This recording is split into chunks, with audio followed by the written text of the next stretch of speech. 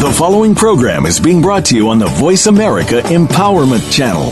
For more information about our network and to check out additional show hosts and topics of interest, please visit voiceamericaempowerment.com. The Voice America Talk Radio Network is the worldwide leader in live Internet talk radio. Visit voiceamerica.com. The views and ideas expressed on the following program are strictly those of the host or guests and do not necessarily reflect the views and ideas held by the Voice America Talk Radio Network, its staff, and management.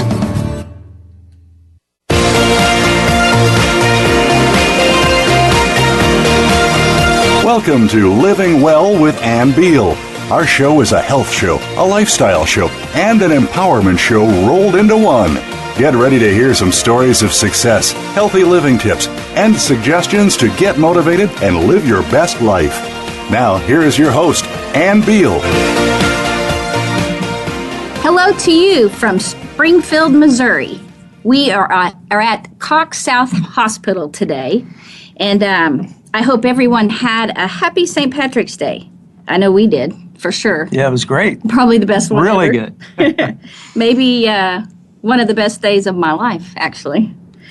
We are joined today by my sister-in-law, Robin Bartlett, and Dr. Jim Slaughter, who has been with us many times. Yeah, it's good to be back with you, Ann. Just so glad you guys could join me today to talk about this wonderful thing in our life. Mm-hmm. We wanted to share with you, because you're probably wondering why we're at a hospital today.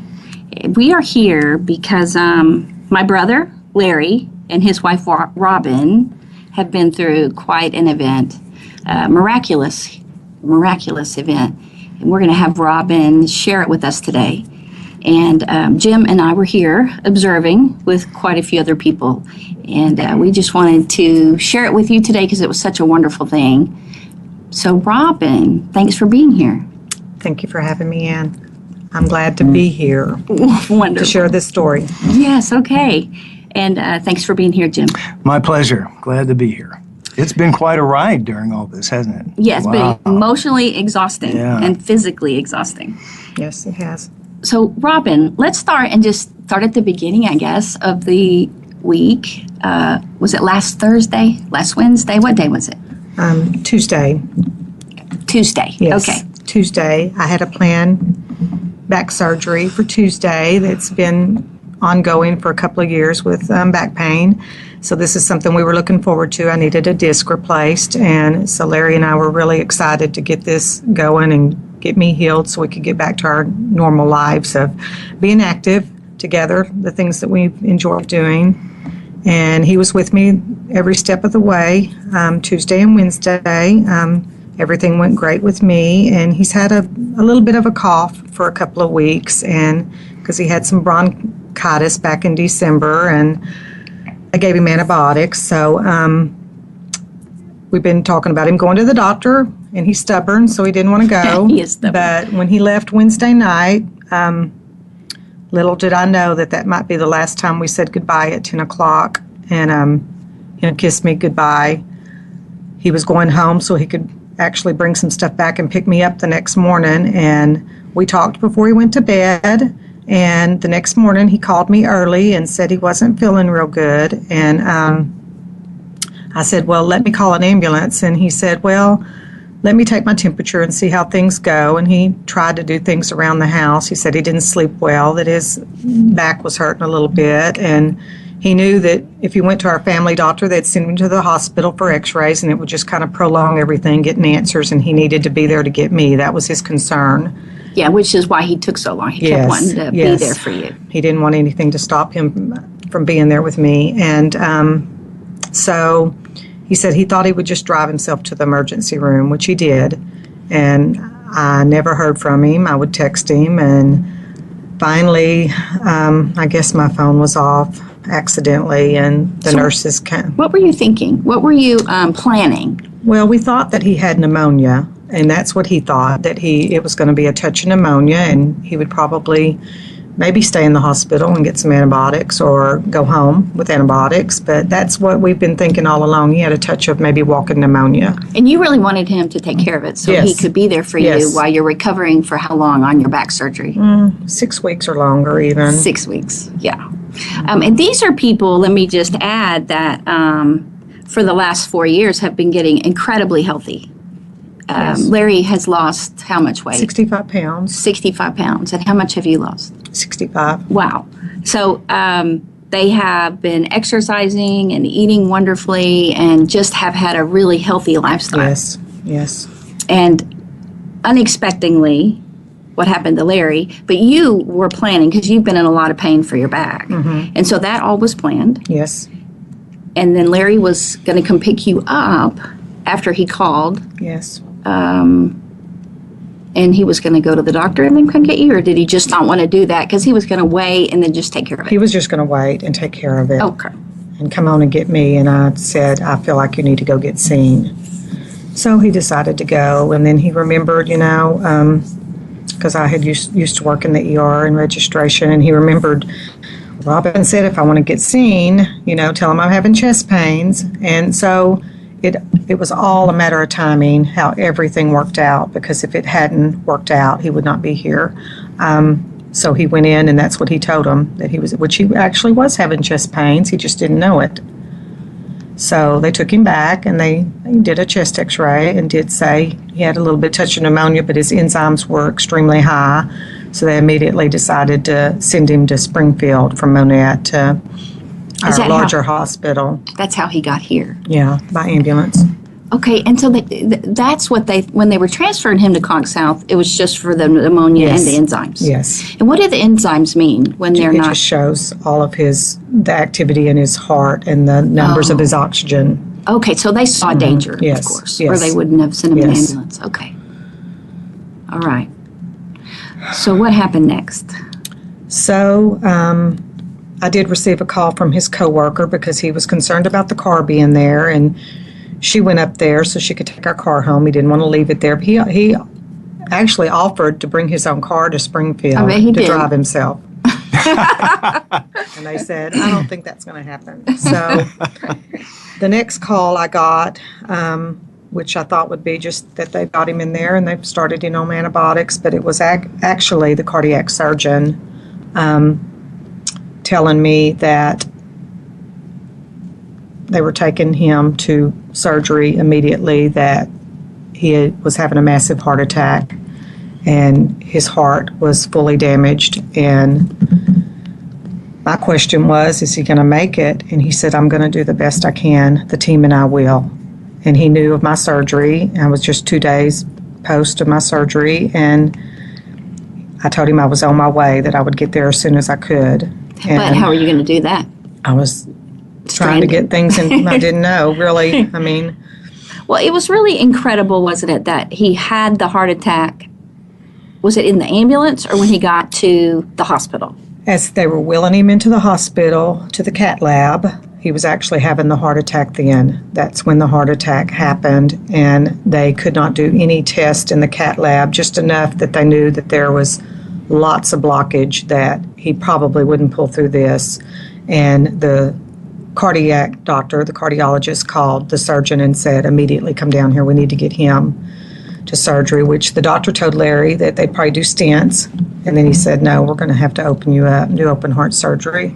And Larry said, And no, he just said, do stents. he just rolled his eyes. He's told me in detail, but the doctor did tell me on the phone that he would have Larry call me and let me talk to him. And so right before they wheeled him into surgery, the chaplain called me and put Larry on the phone. And that's when he just told me he loved me and take care of myself. He said he wasn't worried about himself. He just was worried about me and my back. And of course, we exchanged our love you, and I told him I was on my way. So at that time, you were sitting in the hospital room And yourself. I'm an hour away because Monette's an hour from, I was in Galena, Kansas at the Surgical Institute, which is on the other side of Joplin. And Monette is between Springfield and Joplin, which he was in Monette originally where we live. And he was brought to Springfield, which is about an hour and 15 minutes away. So we were like separated by miles. So what was happening to you? Well, everybody at the hospital I was at, Premier, were wonderful. They were getting things together. His work was calling me. Just friends of his and mine were just trying to get to me. And his coworker and a friend of mine. She left work immediately to come to me, and they were waiting, and we got everything loaded, and she brought me to the hospital in Springfield here at Cox. Now, he works at Play Power. Mm-hmm. Yeah, which used to be Little Tykes. In Miracle. And so his coworkers came to your aid. Yes. Oh, that's wonderful. So that's how you got to the hospital. That's over how here. I got to the hospital. Did you come straight here? I did. And they were waiting. The chaplain was waiting in the front with a wheelchair for me and took me straight back. And Larry was coming out of surgery at that time. Oh, wow. It was about 5:15, 5:30. So he was in surgery for hours. So it took you 4 or 5 hours. He was. It took you that long to get to the hospital. So I bet you were a mess. Yes, I was. I didn't know really how to act. It was just like a nightmare. I was in a daze. Yeah, and we were as well. I was notifying everybody that I could during that ride, that I'm headed there, and your brother and your family member and your loved one has had this massive heart attack and not expected to make it, and I'm trying to get there. Well, and Mom called me and said that that Larry had pneumonia and that he was going to the ER. By the time I got to work, my assistant said, call your sister, your brother's had a heart attack. And I said, no, he just has pneumonia. And so, I was figuring out what in the world was going on. Everyone was throughout the day. And the hard thing, one of the hard things for us was we kept getting periodic reports. And each one was worse than the one before it. We kept thinking, okay, the next report will say, well, he's kind of doing better and picking up a little bit, but it wasn't like that. It's like every report we got decreasing was saying it's critical, it's more critical, we prepare for the worst and things like that. And we're thinking, oh my gosh, And it was that bad. Yeah. It was that bad. Yeah. So, and it was so sudden that I think that one of the reasons I wanted to share this today is there were so many families in that waiting room that were going through the same thing. Yes. And you A lot guys of were sadness. sleeping in there, and everybody had their bags packed in this room that was actually prepared for that. And so the whole suddenness and what it does to you emotionally and physically going through such a thing, we wanted to share about that.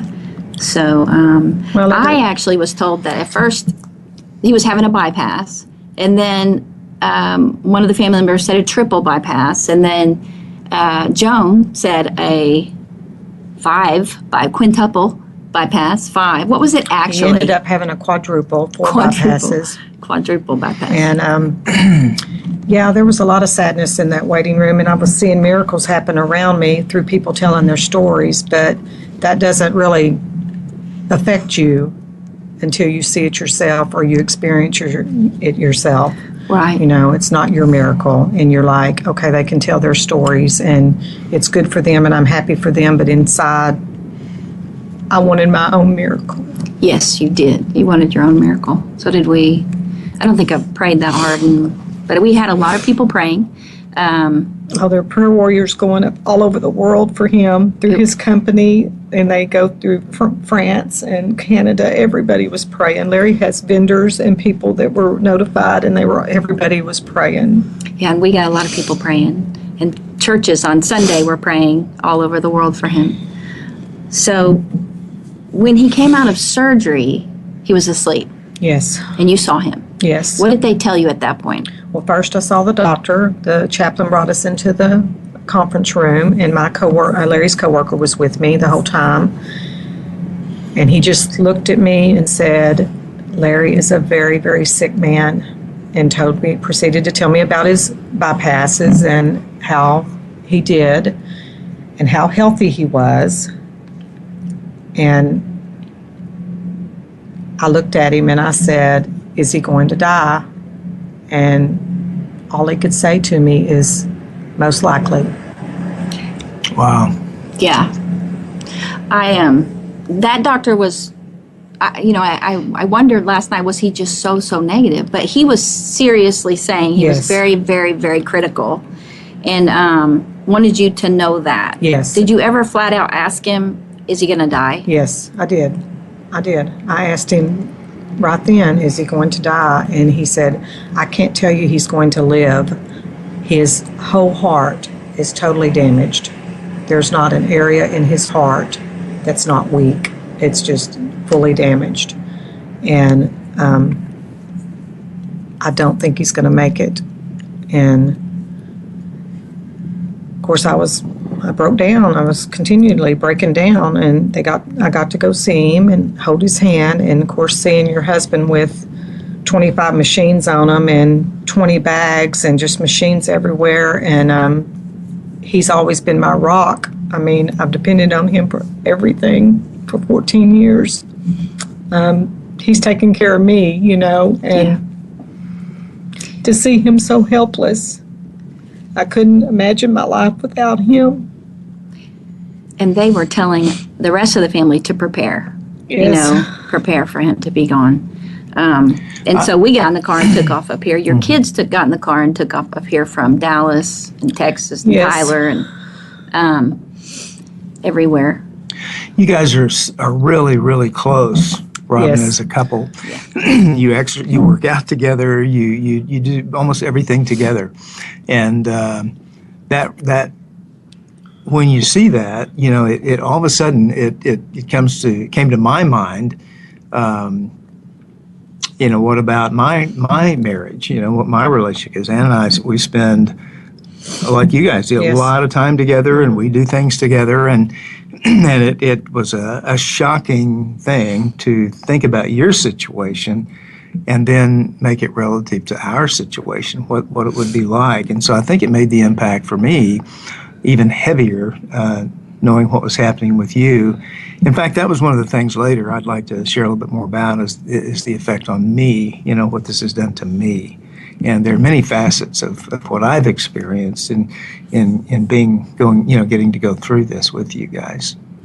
Also finding, the way thinking he's probably going to die.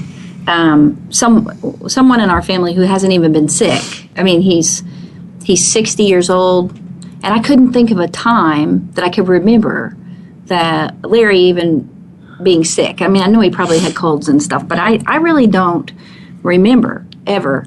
And so I've been worried about different family members at different times, and so was very, very shocked that it was Larry. When he had pneumonia, I remember I actually said to Mom, "Oh, I'm so glad it's Larry because he's so strong, he'll be fine."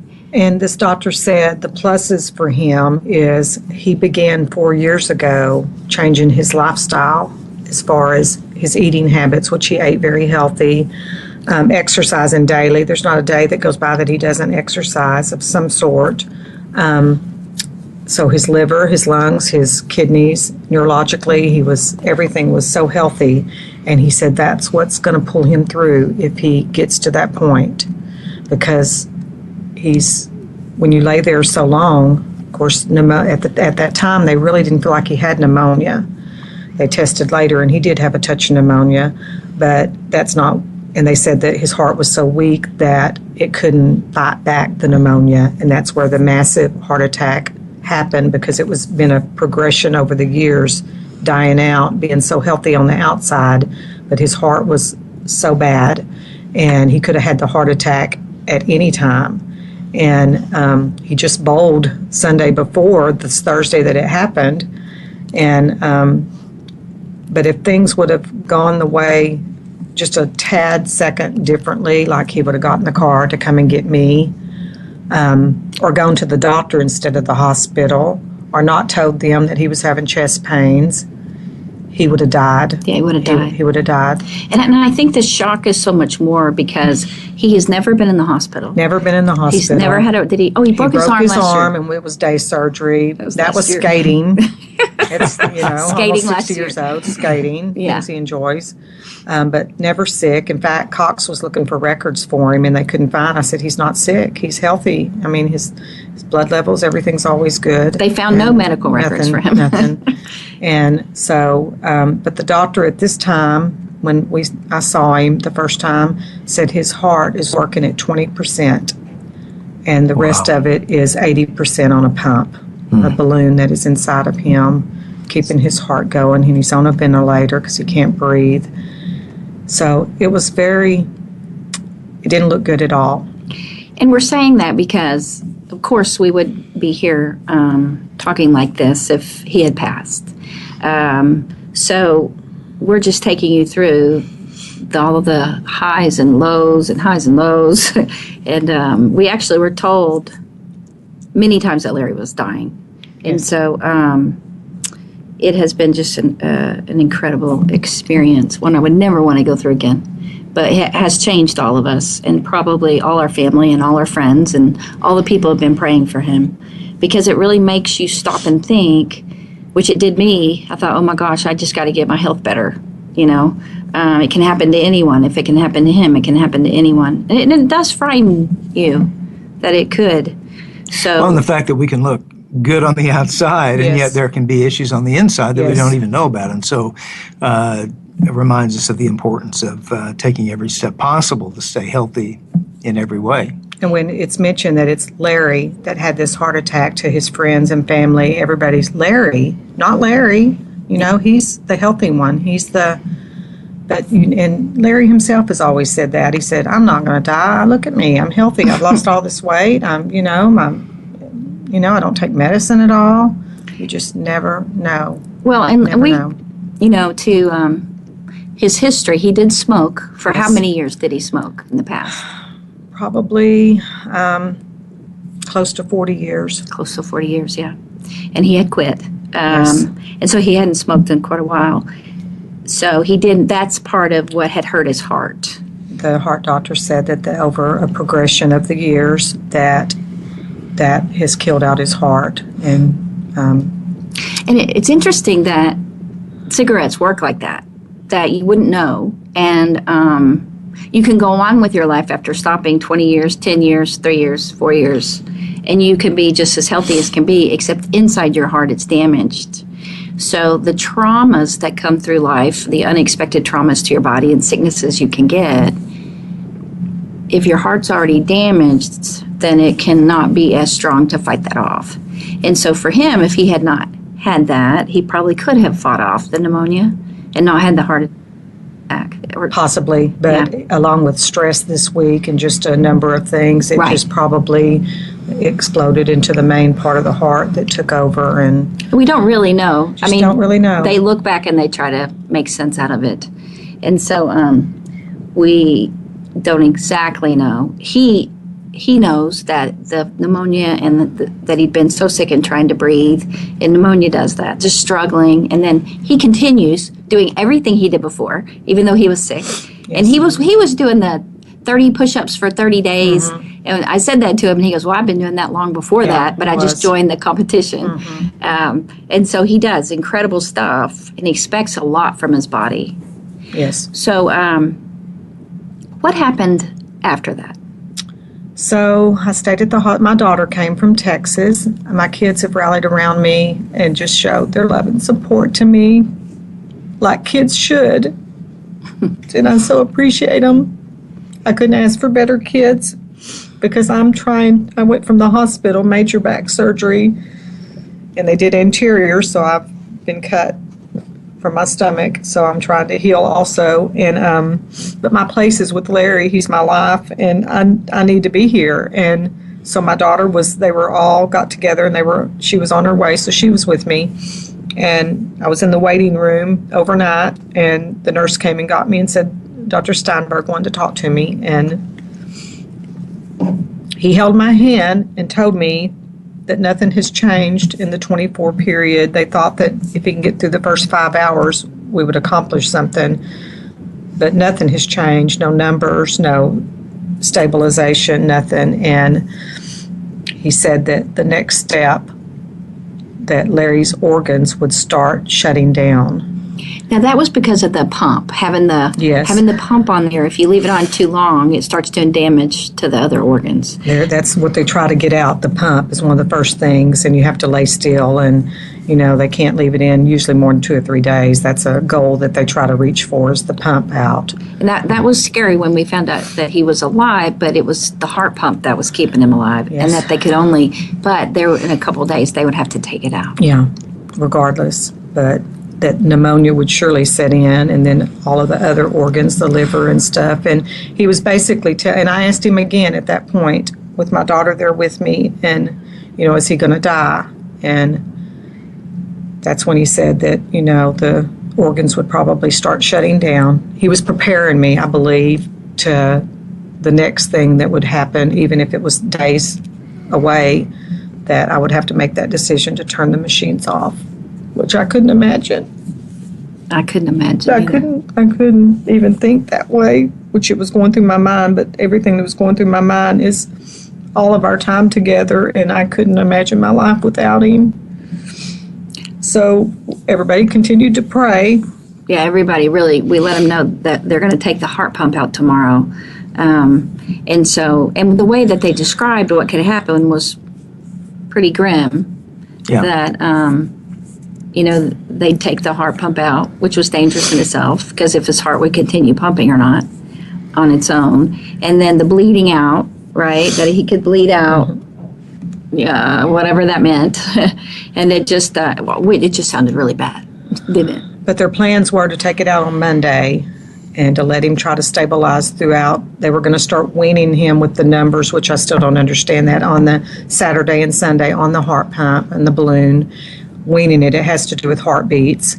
And they would stabilize him for 24 hours and see how he did. Well, that first step that they took, he stabilized and he did wonderful. Nothing, the number, everything started working and continuing to work. And the next phone call I got was Sunday morning from Dr. Steinberg's partner, Dr. Z, and he said he was prepared to see the worst when he went in there Saturday because he had been updated. He said he's better, much better. Right. And which was so scary when you said take the machines off, and they said to turn it off.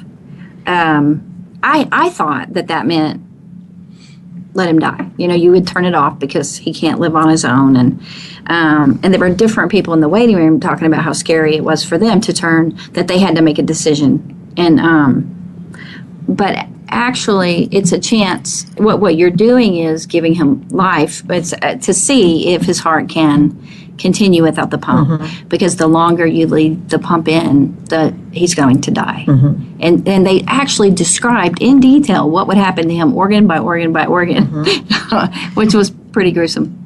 There's an irony in it because the pump is keeping him alive, but if you leave it in too long, it will lead to his death. Mm-hmm. To pull it out, you're wondering if the heart's strong enough to even just a tool work to on help. its own. Exactly. Exactly. It's a tool to help, not to live with. But then also, there could be massive bleeding that would accompany the removal of that pump. Mm-hmm. And so they're pressing, they told us they were going to press on his lower abdomen to press that, to mm-hmm. keep that blood from keep him from losing that blood. And so there's so many different not good things that could happen. Yeah. And so for us, that was a very intense time. I think of all the time here, that was before the initial, when they told you during surgery and after surgery, that this was the most intense since this then. was the big hump. It was the thing that we had to get over. Yeah. Right. And so we were all in there. You did very well, Robin. I was very impressed how well you did during that time because we were all a mess. And you were just trying to keep your mind busy. And they had said 45 minutes, they would let us know up to 2 hours. And so we were in there waiting, and it was an hour and a little over an hour. And so that was us on pins and needles, just a mess. This was Monday. So we're going to take a quick break. And when we return, we'll tell you more about the miracles that happened in cardiovascular ICU with Larry.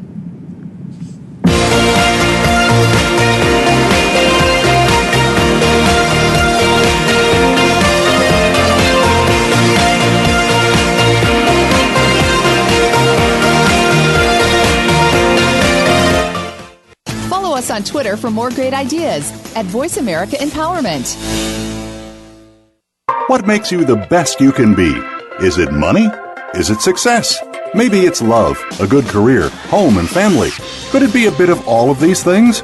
Be the Best You Can Be with Dr. Linda Sanicola, along with her featured guests, will bring you the tools that could be the answer to the questions you've been asking. You'll get to the root of some of the problems that have been keeping you from being the best you can be and tackle them head on. Listen every Wednesday at 9 a.m. Pacific Time, noon Eastern Time on the Voice America Empowerment Channel. Most married men experience frustration because there are things they want from their wives but don't know how to get them. Nothing seems to work. Desires are unfulfilled, fantasies unrealized, and relationships become stagnant. Men are desperate today for a richer, deeper, more satisfying, and intimate marriage. Dr. Jim Slaughter teaches men how to have the passionate, fulfilling marriage they've always wanted. Call 817-991-4964 or email jslaughterphd@yahoo.com to begin transforming your marriage into what you want it to be. Are you living your dream yet? If not, then why not? Everyone has a greatness inside of them to achieve what they deserve in their lives. But how do you find the motivation to get started? Tune in to Your Authentic Life with host Susan Cranston. Susan's advice, along with expert guests, will help you improve your relationships, start or change your career, and achieve the seemingly unattainable goal. Listen live every Wednesday at 2 p.m. Eastern Time, 11 a.m. Pacific Time on the Voice America Empowerment Channel. We're on Facebook along with some of the greatest minds of the world, and that includes you. Visit us on Facebook at Voice America Empowerment.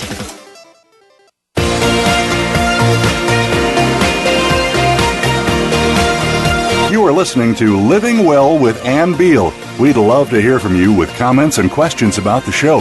Please send us an email to ablivingwell@gmail.com. That's ablivingwell@gmail.com. Now, back to this week's show. Welcome back, guys. We are here today with Dr. Jim Slaughter and Robin Bartlett sharing about our experience at the cardiovascular ICU here at Cox South Hospital in Springfield, Missouri. It's been quite a riveting time for us. I also wanted to let you know if you would like to join with us in partnership for this show. We do a lot of good and reach a lot of people to empower them and strengthen them and give them hope. We would love for you to join us as a sponsor. And you can just let us know through my email, ablivingwell@gmail.com, or you can do it through the website. Thanks for coming back, guys. We were at a very crucial time talking about turning off the heart pump. Did you actually, Robin, do anything like that? Did they have you touch anything, any of the equipment to turn it off? Because you hear people say, I have to make a decision to turn it off or not turn it off. No, we weren't at that point yet because we were waiting to see how his body reacted to turning the notch, each day. And then they got to this crucial part of taking it out. And it would be just a long wait to see how he reacted to that. And the next news I got was he's stable, his heart's pumping on its own. They don't know the strength of it yet because the doctor told me that is not anything that they even test right now because they go by numbers and his stabilization and how well he does with everything, around him. But I never truly knew what the words "life can be taken away in seconds" meant until I saw our lives crumbling before us. And that doctor told me he had a large, massive heart attack and may not recover, may not make it. Now, during this, Larry had woken up. At what point did he wake up where he was cognizant that you were there? He opened his eyes late Thursday night, probably in the wee hours of the morning, and they would just be open and closed. There was no movement or anything. And I think Friday, for the first time, he was taking a few commands from the nurse, like moving his toes and moving his fingers when she would ask him questions. His mind, of course, he's a genius anyway, and he's very bright and smart, smartest man I know. And so neurologically, I knew that his brain was there because the first thing he was pointing at was my back. He did remember I had back surgery. He was concerned about me, and Yeah, he couldn't talk. He couldn't talk, but he pointed, and so I knew, and I said, my back is fine. I let him know. Anytime that he was starting to get stimulated, we could tell. And they kept him in a kind of a coma state, fully sedated, because they didn't want his heart to work any more than it had to because it was so weak. And so the first words were, just trying to point, was he wanted to know about my back. And I told him I was okay. And when he saw my daughter there with me, I could tell he just relaxed and he thanked her. And I told him she was there with me, taking care of me, and my other kids were coming. And any time that I would tell him something that I knew it was all about me, to calm him down, right. And I could tell he relaxed with his hands and he could go off to sleep again knowing. Or if Amy would tell him that I'm taking her to the waiting room to rest, you could see that relaxed and he was okay. Because doctors were really concerned about you because you needed to be, normally you would have been laying down the whole time, at home. Mm-hmm. And you wouldn't be getting up, walking much. No. And here you are taking care of, him, wanting to be with him. But he was very worried about you when he woke up. And through the whole thing, he kept being so worried about you, but he couldn't talk because he had the ventilator in. So then he wanted to write. Mm-hmm. He started on the hands. And this was all before they took the pump out, actually. And when he woke up kind of over the weekend, just in and out. But his mind, probably when he was sleeping, was thinking, what am I going to ask? What do I need to know? Because he, knew everything that was going on around him. But also, he didn't get to prepare for this at all. No. So you didn't know financially where anything was. No. He was worried, like, where's he wanted to tell you where the checkbook was. Mm-hmm. Like, he did all the finances. So for him, every time he woke, which they would not want that, because every time he woke and he saw you, he would immediately mm-hmm. start trying to, mm-hmm. and his heart rate would go up and the mm-hmm. machines would go off. They'd have to sedate him. Yeah, because he kept trying to, even though he had the thing in his mouth and he couldn't talk, he wanted to tell you some things before he died. I feel like he knew. I feel like he knew how bad he was and that he was dying.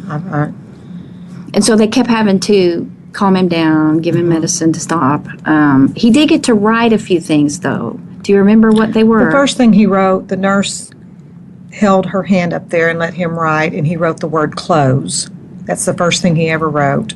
He spelled out clothes. He was concerned about, and it wasn't just his pants and shirt. I had to list everything that I had: his wallet, his ring, his watch, his bracelet, his phone, his checkbook. I had to list all of those things, and he was watching me with his eyes.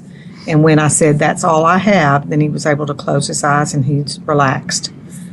And then another time he wrote numbers and he put password, and it was our debit, and it was his debit card password, so I would have the money available to me. Because even though we have joint accounts and stuff, we don't know each other's passwords like that because we don't need to use it, and there's no need that we've ever had to tell each other. And so he wanted me to have that to be available to me. And so he continued to do little things like that, so I would be aware of where things were and stuff. And I kept during that, I hadn't really thought about how panicky it would be for something like that, even for you and me, to all of a sudden wake up and you have a zillion machines on you. You've been cut open from the neck down, all through down to the torso. And you can't talk because the ventilator's in your mouth. You can't communicate with anyone. And what you would want to say, because knowing, I'm sure with all the machines, did he ever ask you what happened? The nurses kept telling him, they would get down and whisper to him, you had a massive heart attack and your wife's here and we're gonna get you through this. Everything had to be positive, And then as the days went on, I would ask him questions. Do you know what happened? He said when he first woke up, he thought he was still in the ambulance, even though he remembers. Yeah, he told us that yesterday. Being put to sleep, he remembers being awake until in the operating room. They put the mask on him to knock him out. He remembers up till then. But he said when I first woke up, it just looked like I was in the ambulance. And so I was trying to figure out what I was doing here with all this stuff hooked up to me. And but I would ask him little things. I didn't want to upset him at all. But he would I could tell by his lips he was wanting to ask so many things, and I would just assure him we'll have plenty of time for that, not to try to, move or talk. And I said, you do know that you had a massive heart attack And he shook his head yes. And because I'm sure he's thinking, hey, I'm healthy. I was the healthy one. Well, this couldn't happen to me. And I'm sure it hit him again, too, that how did this happen to me? Well, and in the midst of all this, he had the ventilator tube in his mouth. Mm-hmm. And that was, we would see him start choking. They would correct us every time we'd say, he's choking. His whole face would turn red. It looked like he couldn't breathe. And they would all say, Looked like he was dying. he's coughing. It's just coughing. It's just Looked coughing. like choking to me. Me I too. would see what was going And so on they there, would- boy. But the tube was only the size of a straw that he had to breathe through. Well, and they would calmly get this tube thing and aspirate out the stuff in his lungs and from the pneumonia, right? And so he was needing to cough that up, but it looked like he was choking. It was horrible. It was just horrible. I And so, could never look at him when he did that. and so during all that and all these machines, he would start choking. It looked like for us many, many times throughout the day. Here's something I thought about too when I was in there. We were watching that, and that is that I think it's hard for a guy to be helpless. Yeah. And I mean, it may be for everybody, but guys want to believe that they're strong. We want to believe we're invincible. We want to believe that we're the ones who people turn to when they need something or need help. And for a guy to be helpless, to be ministered to by people around him, not to be even able to breathe very well and breathe on his own, that's a tough thing. And I can really understand why Larry was wanting to get you the information, Robin, just because he wanted to. He felt responsible, and that's a tough place to be to render up your responsibility or your control, even though you don't have a choice. It's still hard to do that. And he did. We saw him get teary-eyed crying on, Several times. several times. And though I knew he was in pain, probably, it looked like he was shocked about how helpless he was. Well, this is somebody that we were transferred here 5 years ago, so we don't have family here in Monette. And so our lives began the healthy lifestyle, and we depended on each other for everything. I depended on him. He depended on me. We enjoyed that. We loved that. We did everything together. And then 2 years ago, I had a slight injury or whatever with my back, and I've had to slightly depend on him a little bit more. And so I feel like he feels that, how am I going to make it without him there supporting me? Because in the home, he helps me so much. And so I know that it's been hard that way. And it did me too, because he's been my rock and my support. And so it's been really hard going through this. And in the midst of all this, we communicated in Facebook. My sister, who had been a nurse in heart surgery for a long time, kept communicating with you and sending it out on Facebook to everyone. Yes. And then everybody would respond, and everybody would be praying. And, so they got to see all along the way over the last week, every step and deep prayer. And we just say, keep praying. Today they're taking the heart pump out, and then, he remained stable this time. They turned it down, and he's, and so that was it's been such a great communicative tool to have. And I know it's kind of helped empower all of us to get through it. It was overwhelming to you, though, really. It was. So my communication was through his sister Joan. I would text her every time I saw him or talk to a nurse or talk to a doctor, and then she would notify the family and post on Facebook how he was doing, because at this time I just can't get on Facebook. It's just overwhelming to see everything.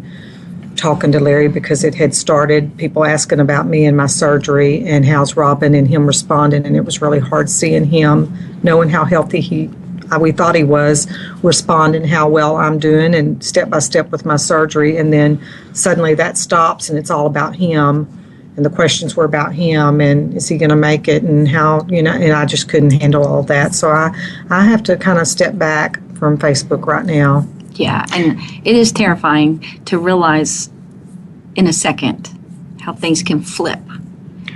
And a humorous thing to me that happened was that, we go in there and there are all these screens with all these moving colored lines and stuff like that. We have no idea. It's like hieroglyphics to us, right? But Joan, Larry's sister, who's the nurse, previous cardiac care nurse, has you snapping pictures of those screens with your phone so she can interpret them and let everybody know what's going on. And let her and explain to her. Yeah, as well. I thought that was so cool. Did that help you? She actually just wanted a picture of him, and when in the process, I thought, if I do this, maybe she can just read these. So I started snapping, and of course Larry's still out of it, but he heard me and my daughter discussing this, and he must have heard the word pictures, and his hands started waving kind of around, and my daughter went up to him, and he still has his tube, and she can tell he's saying pictures, none of this, and he just he knows how I love pictures and want to take pictures, but I would never do anything like that. That was just pictures for myself and him for our memories. And so I did take the pictures of the machines, and I sent them to Joan, and she called after looking at them and stuff. She called me and could interpret, as a sister-in-law and Larry's sister, more down to earth to where I understood things, Sure. And explained things to me and the numbers. And then she said, they're all looking really good. That helped you, didn't it? Yeah, it did. Well, and I didn't understand all the numbers and machines either, and I didn't ask you to explain them because it would have taken too long. Oh, yeah. It was overwhelming to see all those machines. Yes. Now, the exciting thing is, as they lowered the heart pump, and then they lowered it down again, how many times did they lower it? 3 times. Right, 3 times. Wow. Yeah. And he was stable each time that they did it. And that was once a day. Yes. And then they waited 24 hours. And so we went through those each time for anyone who's listening.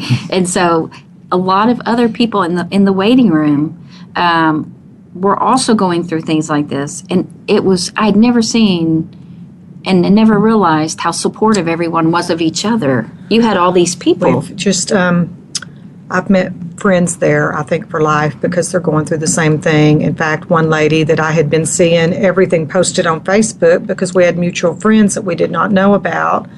Her husband had an incident, and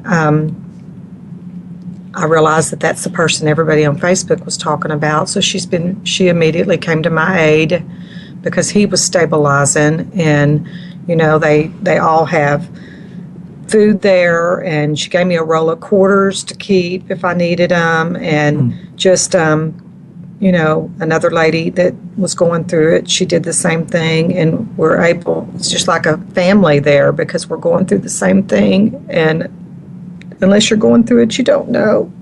Oh, I agree with that. Yeah.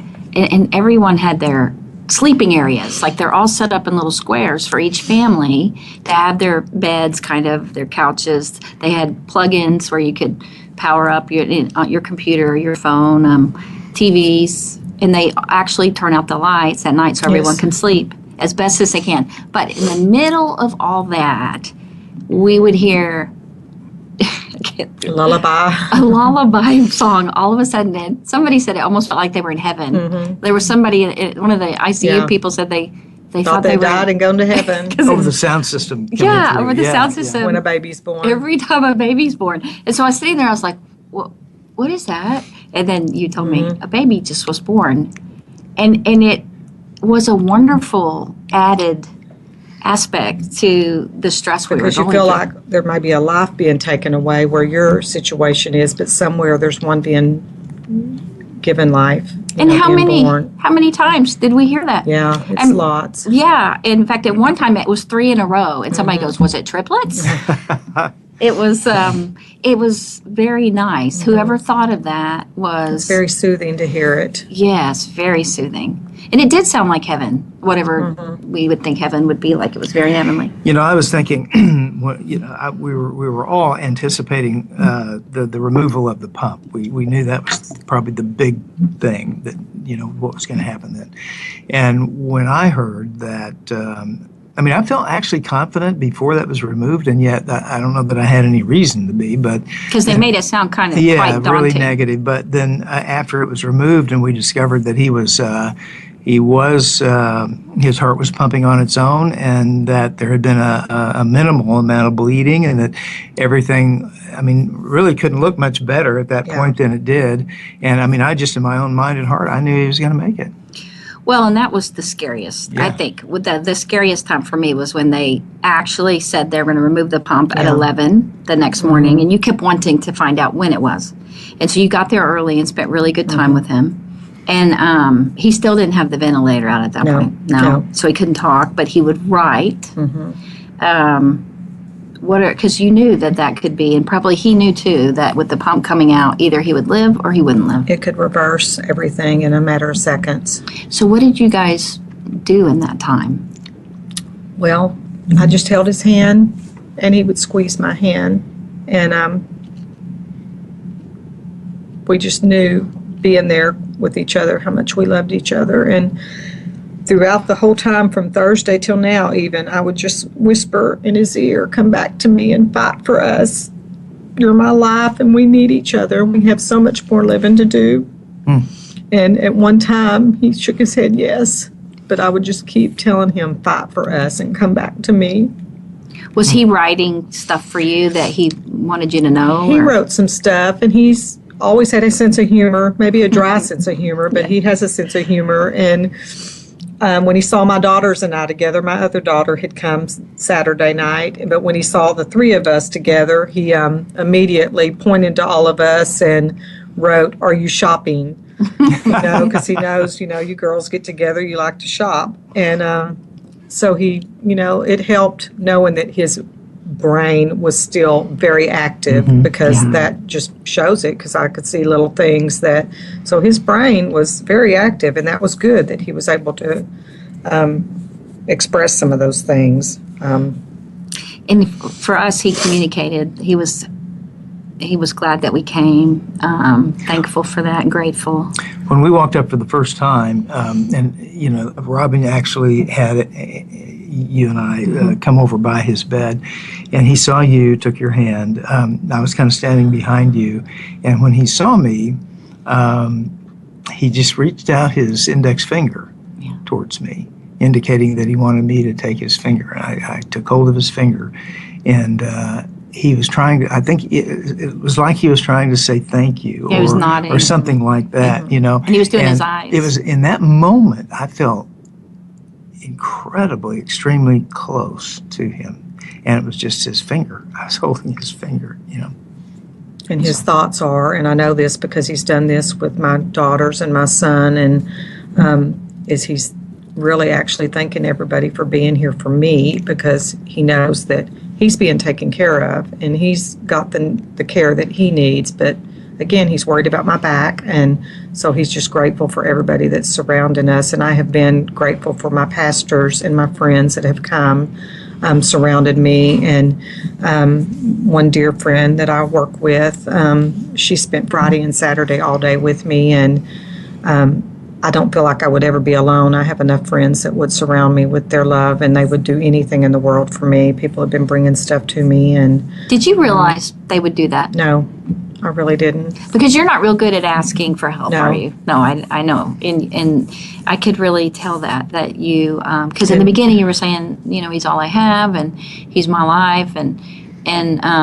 we don't know a lot of, we've met people, but we just don't know, and then all of a sudden there were just people everywhere. It's just amazing. It's amazing when you're in need, the people that come to your aid. And I was telling Larry that people have really surrounded you, and people had bonded with you in the waiting room. And my goal here was help him rest, to not worry that people were here for you, so that he could relax. Because every time he was waking up and seeing you, the little alarms would go off, and and because he was so worried about you. Yeah, they had to sedate him pretty much, because he just, but it calmed him down knowing that people were here for me. That's what he needed to hear. So the exciting thing is, they had said they were going to take the pump out, and they would actually have to have a man on top of him holding the groin area so And it they wouldn't did. bleed out. They did. And they sounded, and they would hold it for 45 minutes or 2 hours or However whatever they long had to it do. took. And it ended up, actually, what we found out is he only bled, as you said, a penny. And it was amazing. And they said because of his health that he was stronger, probably, than most people would have been. And so that was exciting. And then they didn't take the ventilator out until the next day. Yesterday, when he heard they weren't taking it out on Monday, you were talking to the doctor, and he was getting upset, wasn't he? Yes, they decided because of the pneumonia that they had started him on antibiotics. The first test came back just kind of phlegm, but then the second test came back that he did have some pneumonia because he was coughing, and they needed they didn't want to have to put the ventilator back in because they said that really suggests to the patient that they're going backwards and they could possibly die if they can't live without this ventilator. So they did. They took it out the next Yesterday. day. And what did he do as soon as it came out? The first thing he said to me was, "I tried to get to you." That's the first thing he said to me. And he couldn't talk very loud because it was his but throat. I was right up to him, and that's the first thing that came out. I tried to get to you. And it has been a wonderful time since then, I will just say. Yesterday was just incredible. It was incredible. That's why I say, as we started out this show, that St. Patrick's Day yesterday was probably one of the best days of my life. Yes. It was a great day because he started talking. And then halfway through the day, they said, "I think it's time that you get up and take a walk." Sit in a chair. Sit in a chair. First, they had him sit in the chair. And we came in surprised because he wasn't in the bed. It kind of scared us. He was in the chair. And then later on in the day, they had him get up. Yes. And I ran to Robin. She was in the waiting room. "Robin, they're getting him up." And so it was incredible. He got up. He didn't walk forward because he was scared, but he did. They had him walk in place and then walk backwards and sit down. So we wanted to share this incredible blessing with you for us, that he's still, of course, critical. He's still in ICU, but we are so grateful and thankful to the Lord and all our friends. And also today is Larry's birthday. He is 61. Birthday. And so we're going to have a great celebration. He's alive. And thank you to everyone for joining us in this wonderful story. And we look forward to filling you in later when he has an even better recovery. And thank you for tuning in to Living Well. Thank you, Robin. Thank you, Jim, for joining us. Thank you, Ann.